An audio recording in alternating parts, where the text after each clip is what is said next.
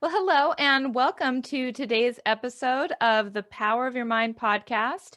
You are listening to episode number 162.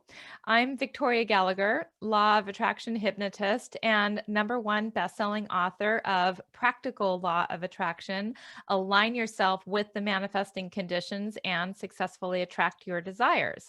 Now, also the founder of HipTalk.com and HypnoCloud apps, which gives you access to over 500 hypnosis recordings right in the palm of your hand. So be sure to download that app from the app stores today. Today, I have a very special guest with me, Roy Biancalana. Roy Biancalana is a certified relationship coach and nationally recognized expert in the field of attraction and conscious relationships. A frequent TV analyst, Roy is the author of 3 #1 best-selling books, the latest of which is Relationship Bootcamp: Hardcore Training for Life, Love, and the Pursuit of Intimacy. And for the past 15 years, Roy has been supporting single people in the art of attracting healthy, sustainable, intimate relationships. His experience has taught him that getting in relationship shape is the key to attracting lasting love. Roy works privately with individuals, but he also offers a 6-week group coaching program that provides many of the benefits of private coaching for a fraction of the cost. In order to help people find their partner, Roy offers a complimentary 30-minute conversation in which he will help you to discover the major issues that are sabotaging your love life and then present them in a personalized plan to address those very issues. And so today, Roy is going to be talking to us about his insights of the law of attraction and making it work for you, not against you. So, welcome to the show, Roy. Oh, it's great to be here. And I love that introduction. It's almost as if I wrote it myself. So it was Almost. quite beautiful. It's wonderful when we hear ourselves Yes. reflected back to us through somebody else's voice. I love that. Yeah, it's And great to be here. And I love the idea of this topic. I like the title of your podcast, The Power of the Mind. The mind is, it's like nuclear power. You can either use it to destroy or you can use it to really do good things. It it's just so depends well on how you said. use it.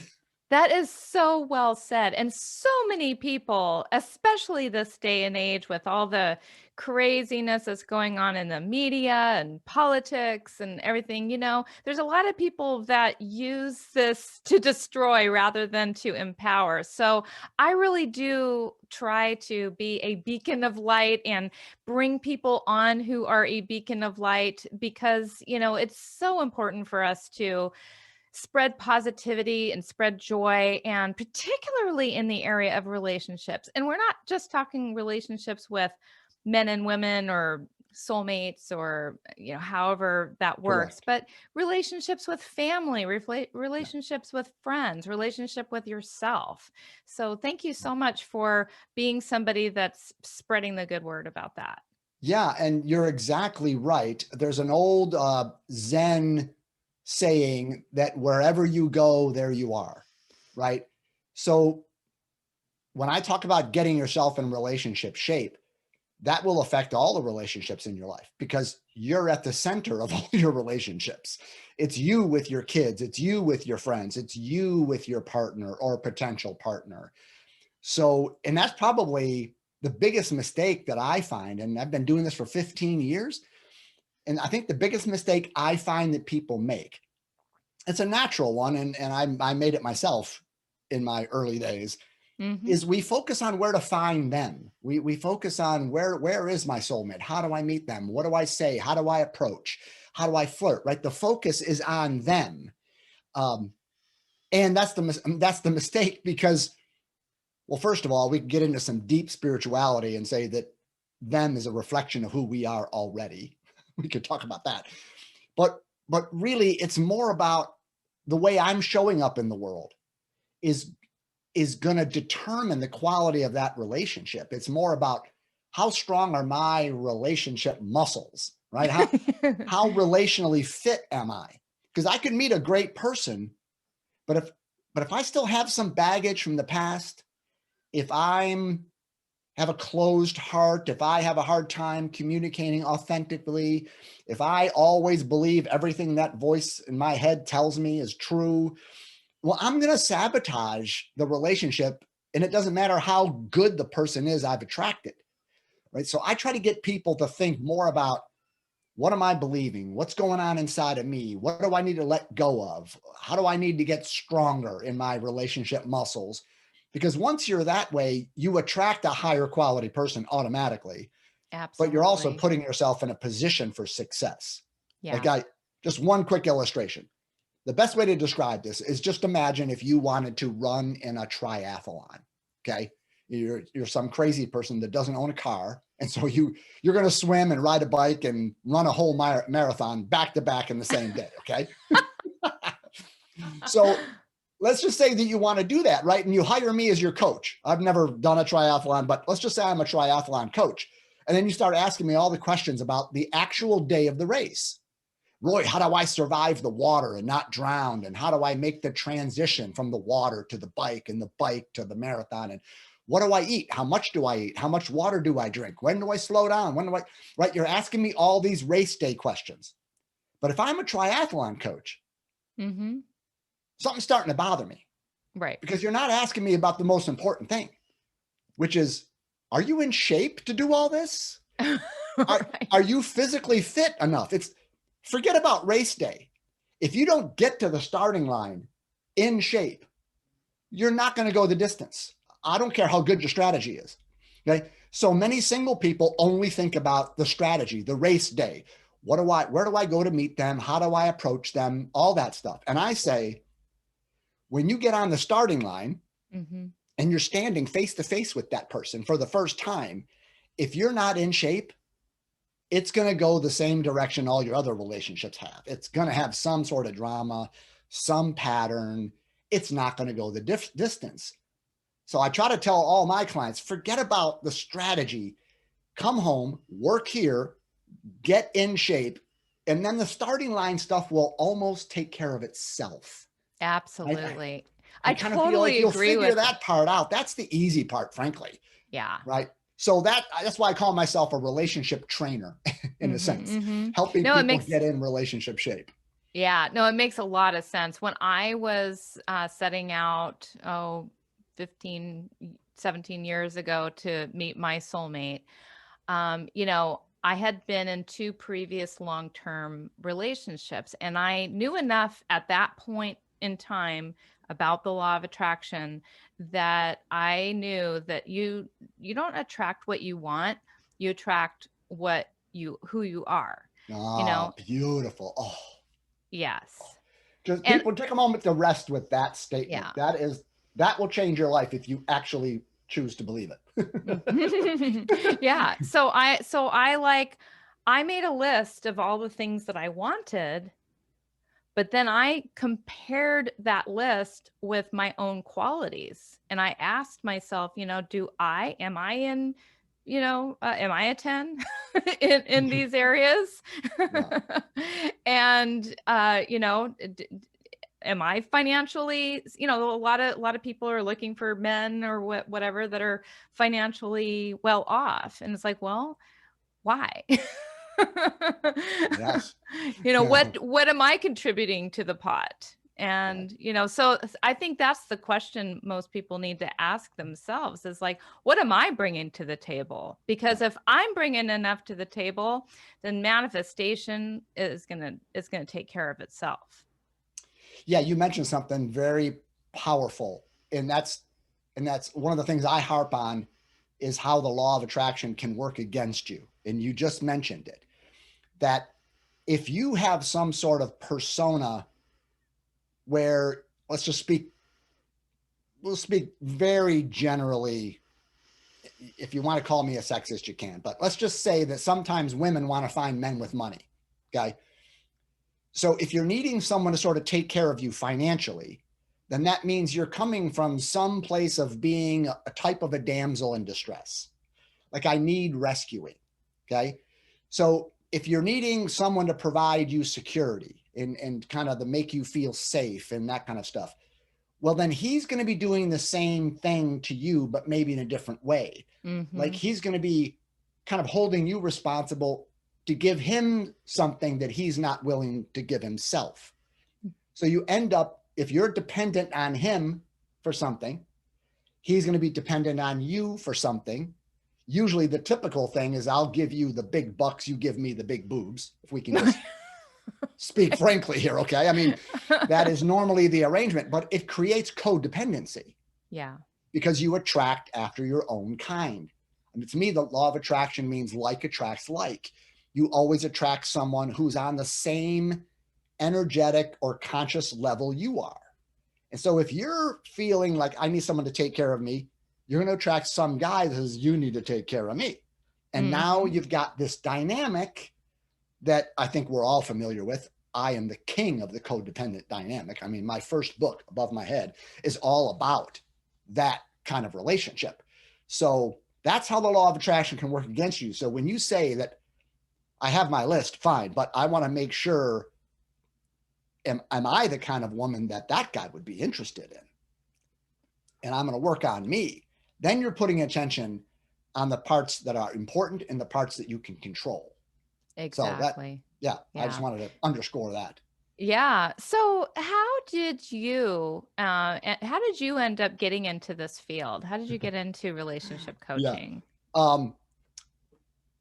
I got into this out of a passion to help people the way my coach helped me. And I say that because I needed a coach, because my relationship history was an unbelievable disaster. I mean, I've always been pretty successful on the professional level, but this man-woman thing, I had never been able to figure it out. I was married for 19 years. That became kind of a functional, platonic, kind of a brotherly, sisterly, co-parenting relationship. We didn't fight much. We didn't have much sex. We didn't have there was no man-womanness, right? We lost the chemistry, right? So I went through a divorce, and of course, I rebounded into a completely sexual relationship. Okay. It was like 2.5 years long.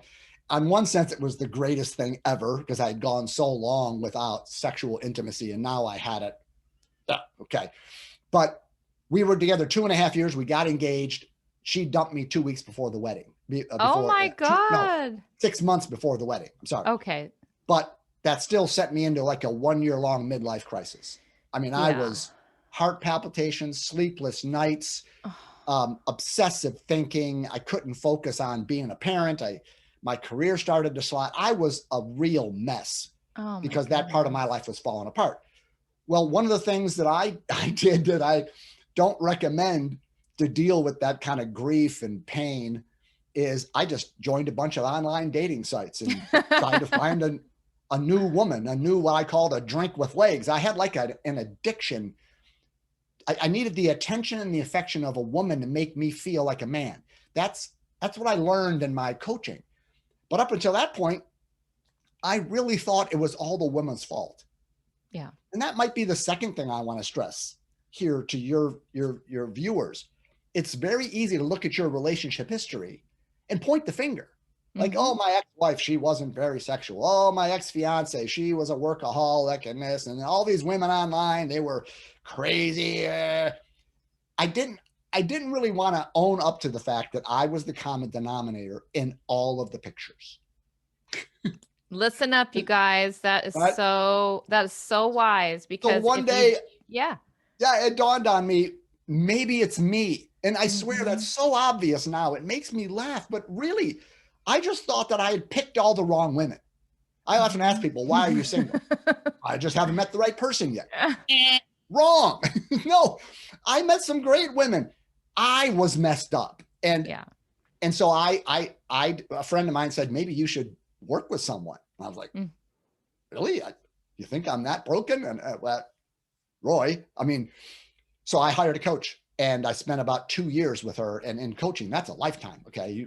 Therapy can go on forever. Coaching usually gets to the bottom of something, presents a plan, moves, make changes, things happen usually my coaching program is 4 months long. If your life Mhm. isn't transformed in 4 months, I'll give you money back. I mean, because it works, right? But the whole thing changed my life so much that when I got out of it, I'm like, man, I want to do for other people what my coach just did for me. Because the changes that happened for me, now I'm in a great relationship. I've been married now. We just had our 13th wedding anniversary. Ooh. Things are great between me and my We're wife. just about And to celebrate our 13th. yeah. May Lucky number 24th. 13. Yep. Yeah. And it, the transformation is not because like I'm lucky or something about me or I work really hard on myself. No, it's that I asked a certain set of questions and I looked in certain places in my heart and soul. And if you look in the same places and you ask the same questions, you can get the same results. Mhm. Right. So that's why I'm a coach, is because I'm just like one beggar telling other beggars where to find bread. Right? Like, that I've really never is the heard really it the said case. like that, but I love Yeah, that. yeah, yeah. So that's why I'm doing what I'm doing. That's awesome. That is awesome. So you've been known to say that the law of attraction can be a blessing or a curse depending on how you use it. You want to dive a little bit more into that? Yes, yes. And we've already talked a little bit about it, but let me put it in a bigger context. Okay.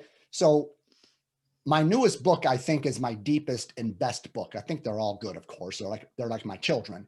Right. Which kid is your favorite? You know, what do you mean? Well, this book over my shoulder here, Relationship Bootcamp. Okay. Mhm. Hardcore training for life, love, and the pursuit of intimacy. In the book, I use that fitness metaphor.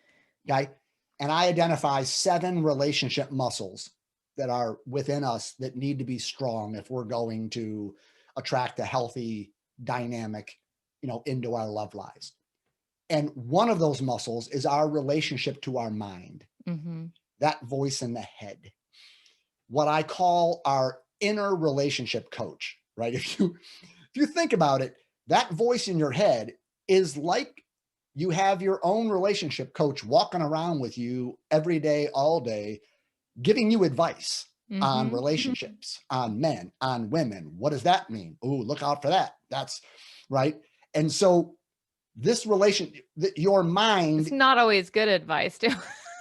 it's almost always wrong. That's the insight. It's like, how many times have you thought you didn't hear from a girlfriend or a friend or something, and you're like, oh, they must be mad at me, or what did I do, or what a jackass they are. And then you find out that they were in a car accident Mm. or something happened and the phone dropped in the toilet. And when that happens, when you discover that you had an idea about what was happening and why, and then you find out it wasn't true, we never hold the mind accountable for that. We never say, you're full of crap. Maybe I should never listen to my own thinking, right? If you had a financial advisor and every piece of financial advice, or most of it, all the stocks went down. Oh, buy this stock down, buy this stock down. Pretty soon, wouldn't you fire that? You wouldn't listen to them anymore. But we, Absolutely. but we got this relationship coach that's always giving us thoughts. And so when the law of attraction comes in, we ask our minds, what do I want? Who do I want? Who do I need? And I make a joke in my book a little bit about that's kind of like asking the 3-year-old, what do they want for dinner? I want ice cream. I want ice cream. No, you don't want that. Yeah, I do want ice cream, Dad. I want ice cream. But you as a parent, you're like, that's not going to help you grow big and strong and develop as a human being. Ice cream, okay, a little dessert maybe, but we're going to eat something. So we're going to eat broccoli. Right? So the 3-year-old doesn't really know what it wants. It doesn't know what it needs. And I think that this voice in the head is like that. We think we know what we want.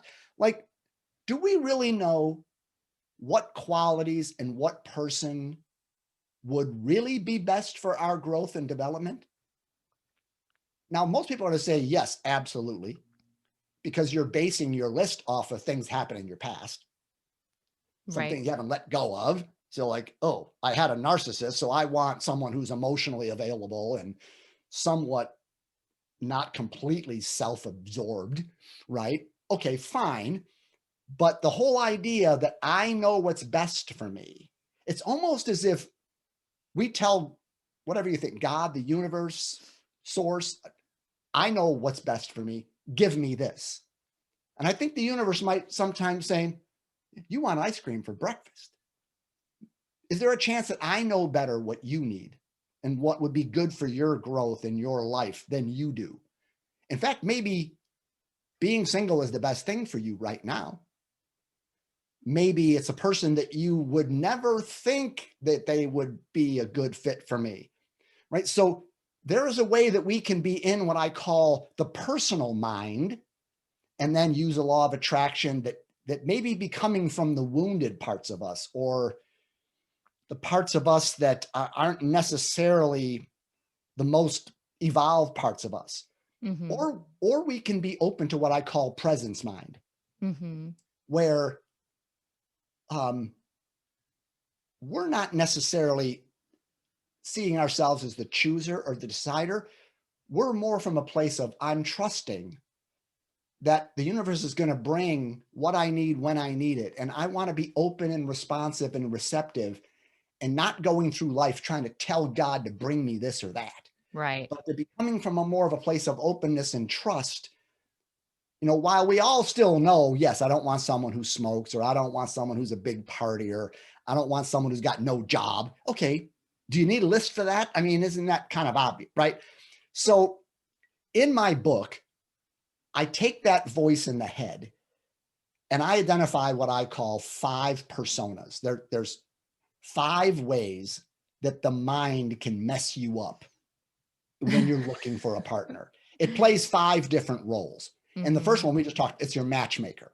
Mm-hmm. Like, it's living in your head, and let's come up with a list and let's decide who you want, and I think when you come from a deeper, more conscious perspective, I share this idea in my book. It's kind of provocative, but I think it's powerful. The idea of arranged marriages. Okay. Not the kind in India, which they still do to some extent. Right. But the kind where it's not my parents fixing me up or saying, you're going to marry this person. It's life is arranging my marriage. Life is going to choose my partner. So I want to be more surrendered, more trusting, more open to what life has for me, and be at peace in this moment being single. It's not a problem. It's just, you're not a leper. You're just single. It's just, right? So we lose all the angst and the effort of trying to find someone. We become more at peace, which means we're more attractive when we're not trying so hard and trying to manifest, and going out. Are you the one? Are you the one? Are you the one? There's a neediness and a trying too hard that can come of all of this. So the more you drop that and you're just trusting that if life wants me to have a partner, I won't be able to avoid it. And if life says it's not the right time for you, then there's nothing I can do about that. So when you're surrendered, then all that extra angst energy you have drops away. And then you're out and about in your life in the space where, like even the Bible, it says, this is the day the Lord has made. Let us rejoice and be glad in it. Like this day I'm single. It's not a problem. I'm okay. I'm relaxed. And it just so happens that when you're not in that, I got to find my partner energy, you're more attractive. Absolutely. Yeah. How many times you've heard a person, like even getting pregnant? This happens in the biological system. Can't get pregnant, been trying. The couple finally says, screw it. We're going to adopt. And they sign the papers. 2 weeks later, she's pregnant. Why? Because there's something energetically that when you let go, things, right? So it's sometimes always in the let go. It is always in the let go. Right. When you let go of the effort, I think you just show up in the world as more attractive, and then life unfolds. So the one role is the matchmaker. It's always trying to figure out who you need, when you need it, and what to do. The next one, I call it the interpreter. Like, you ever heard of like a comedian will do a bit, the late night talk shows, and a politician will say something, and then it will translate as to what they really mean by that. Yeah. Right? So you have this interpreter in your head, and you're talking to this guy or this girl, and they say something inside. It's like, oh, you know what he meant by that. Now that means this, and that means this. And then because of that, it's going to mean this. So, oh, that guy's a Oh my player, goodness. And right? that's across the board with pretty much everything. Right. It tells stories. It just interprets things and tries to make it all mean something. And it's just making things up, Yeah. right? Then there's the Secret Service agent that lives in your head that's going to Oh, watch out for any suspicious activity, anything. And then at the moment's notice of any threat, it's going to whisk you right out of there, right? yeah. So we have this fear-based voice about, is he a player? Is they got an agenda? I think he just wants one thing. And so you make these assumptions and you're guarding yourself Mm-hmm.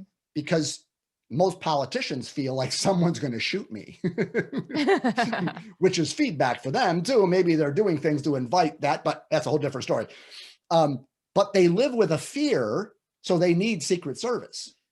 How many of us go out in the dating world because we've been hurt and bruised and we have the fear and we're out there with a protective detail around us? Mm-hmm. I've met some women that it's like, you won't let me near you. Energetically, you're going through life like this. You're kind of saying this, but you're doing this too.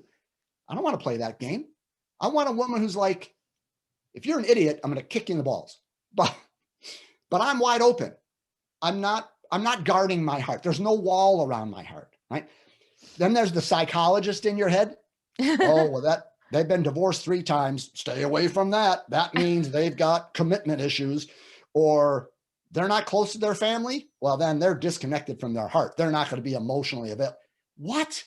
Right? We tell all More these stories. meaning Maybe their family's a bunch of morons and they're good to be away from their family. Right? And then the last one is the psychic. Predicts, well, because they did that, well, then they're going to do this. Or because they didn't respond to my text within a few hours, they're going to dump me. So I'm going to dump them first. These are amazing characters that you assigned to, because this is exactly what goes on in people's minds. There's a neurotic whack job that lives in your head. And as soon as you learn that I'm not going to listen, I'm firing my inner relationship coach. Yes. Yeah. The better you'll be. Oh my God. This is brilliant. I love these guys. I mean, actually, there's no reason to love them because they're crazies. All of these crazy people in the mind. But it is, and to me, so much of that really comes down to the meaning that we make up about everything. We make, and really nothing means anything. I mean, until you make it mean something, right? Exactly. So, he just hasn't texted you. That doesn't mean anything until you decide it does. Right. But like in that book and the movie, he's just not that into you. Usually it's kind of the opposite. Usually people are playing these games, thinking like, oh, he must be so busy, or he must be waiting the 3 days, or he must be, I mean, like the dating games and things that people play with themselves. Let me speak to the women right now about that. If a guy is into you, you're going to know it. He's going to come after you. Like when a man, I'm not going to sing it, when a man loves a woman. Okay. So if I meet someone and I'm attracted and I'm going to be all over you. I'm going to be, when can I see you again? So, I can't speak for every man on how they roll, but if you meet someone and they don't respond or make contact with you for a week or 2, well, they're probably not interested. Yeah. And here's the thing, to speak to that, like you're making excuses for somebody that you haven't even gotten into a relationship with. Right. Do you want to spend the rest of your life with somebody that you're going to have to make excuses for their lack of behavior that you want? I couldn't agree more. Sometimes you learn everything you need to know about a person in some of those brief interactions. And if you want a relationship that flows and is easy, then you connect with each other and you're going to say, what are you doing tomorrow? Or when can I see you again? And right? But if you got to kind of work at trying to connect with someone, then perhaps that's the evidence that this isn't going to be a relationship that you enjoy. And Mm-hmm. again, that then comes back to a whole different thing, which is the scarcity mindset. Oh, yeah. Remember the old song in the 80s, it's raining men, hallelujah, it's raining men, right? If you believe that there's lots of great men or women in the world for me, then why would you put up with some nonsense that you don't even know what it's about, but this doesn't feel good to me, right? There's a lot of other men, so, but because we feel like trying to find a partner is like a needle in a haystack, then we extend these things. We make excuses, like you say. We might settle in some ways. We might stay in a relationship longer than we should because it's so hard to find someone else, right? But the universe has got plenty for you. Yeah. No, Right? it's absolutely true. It is coming from a scarcity mentality. And that is one of the things I hear so frequently, with people is, just there's not enough good men or good women in the world. Like, Yeah. why can't there be more people like you? Or, Yeah. Oh, I get all that the good all the ones are time. taken and all of that, and it's silly. I mean, there's 8 billion people nearly 8 billion people on the Right. planet. So can I speak to that real quick? That Yes. needle in a haystack thing? Yes, Let's please. just say that you had to find a needle in an actual haystack. How would you do it? Would you get on your hands and knees and start digging and sifting through all the hay? That Or would would you probably just not. find yourself a big old magnet and sort of wave it over the haystack and the needle gets sucked right out Ooh, that's a because great of the technique. magnetic aspect, right? So let's just say you're a woman and you want to find this guy, this needle in a haystack. Well, you could sift through all the hay and kiss all the frogs and do all that.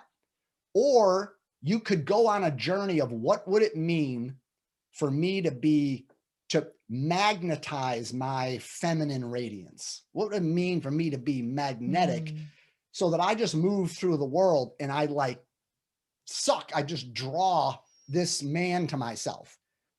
Now the conversation is not how do I find the needle? It's how do I become more magnetic, right? How do I strengthen or brighten my feminine radiance?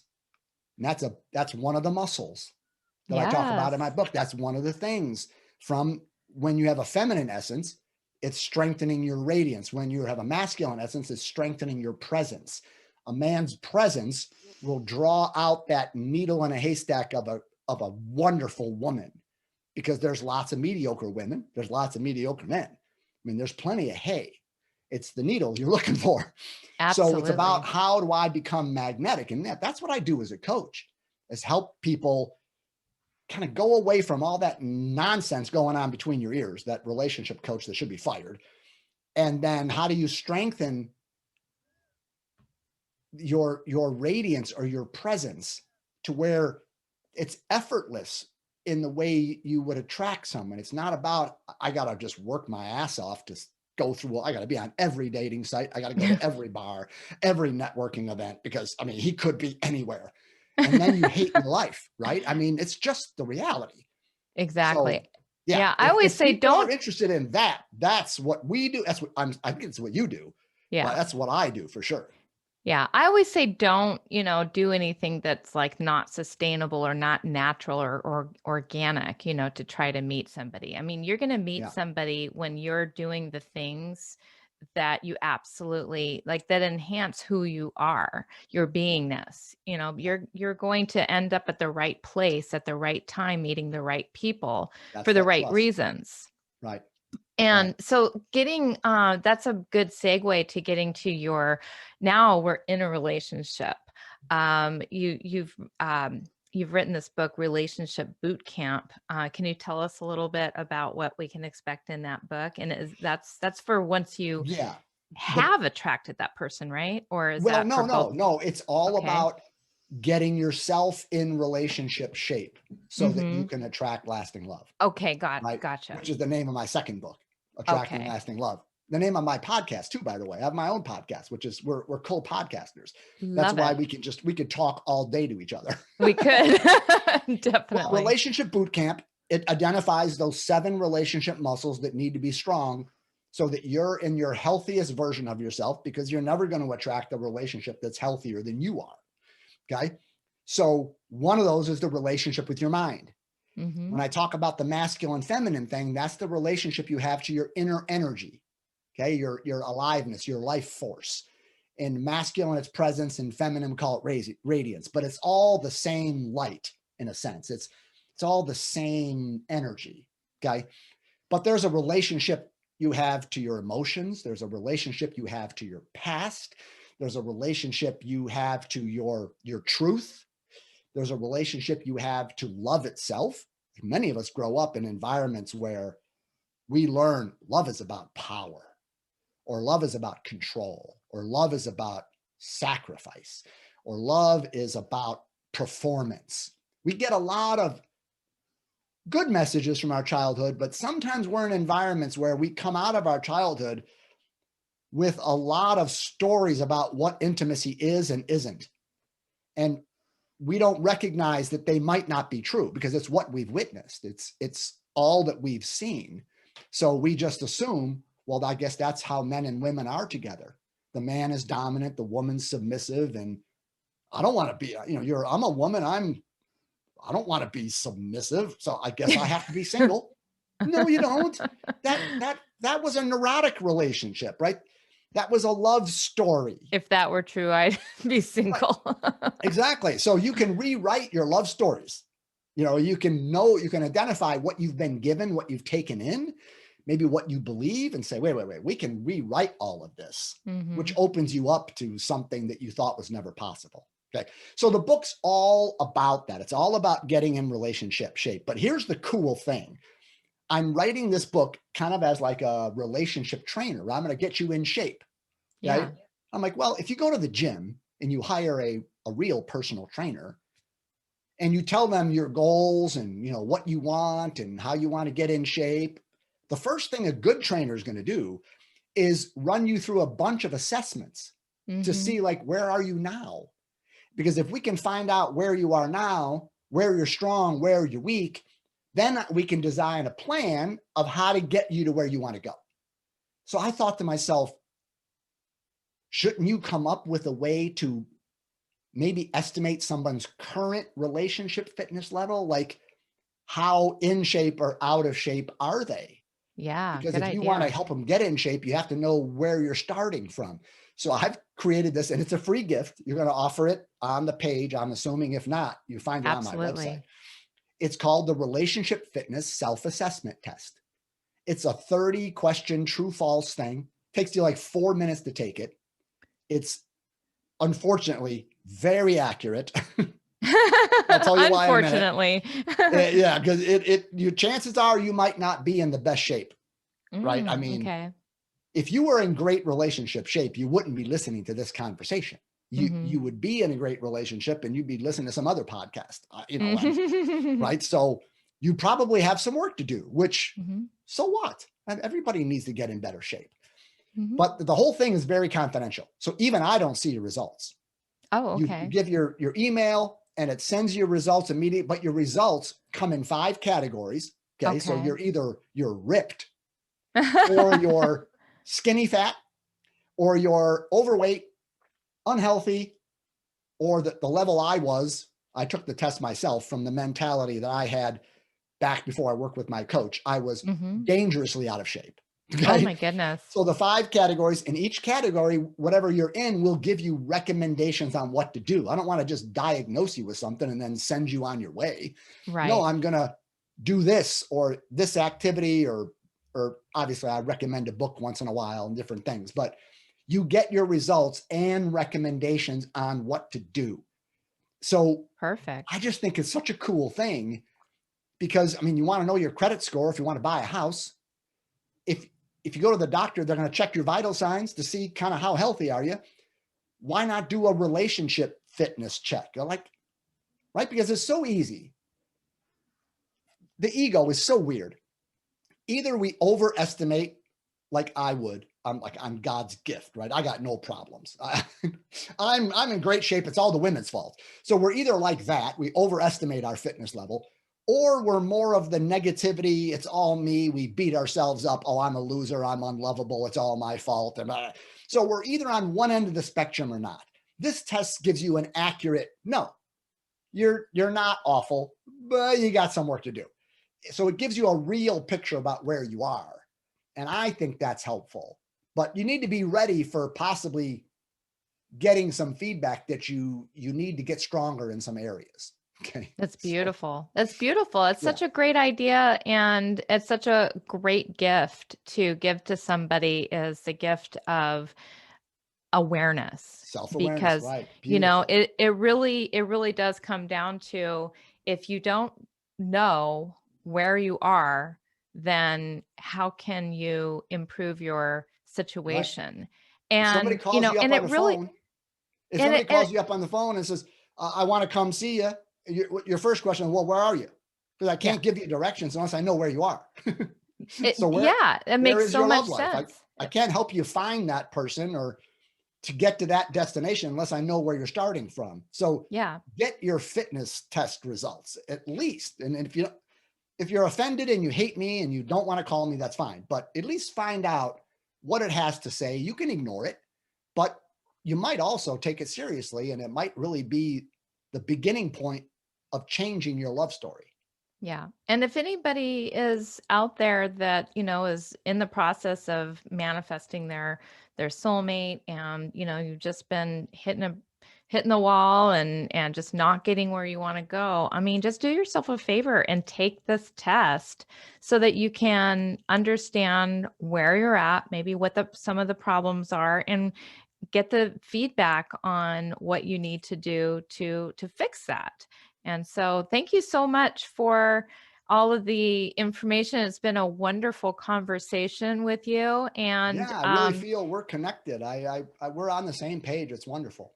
oh, you know, I've been holding back saying, you know, it's like, you should check out my book, because, you know, Yeah, we definitely have, we definitely come from the yeah. same similar, See, I love to read. There's all kinds of books back here. So yeah, yeah.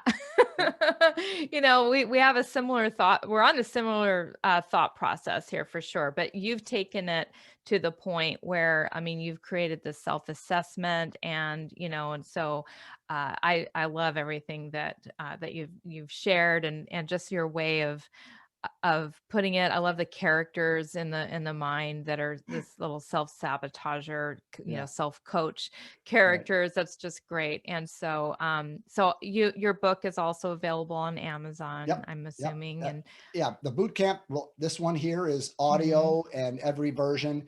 The other ones are not audio yet. I'll get mhm. around to that at some point. Wonderful. Well, thank you so much for being a guest today on the Power of Your Mind podcast. And if you've been listening, thank you so much for listening. And be sure to check out Roy's book, and also check out his self assessment test, which will be in the show notes.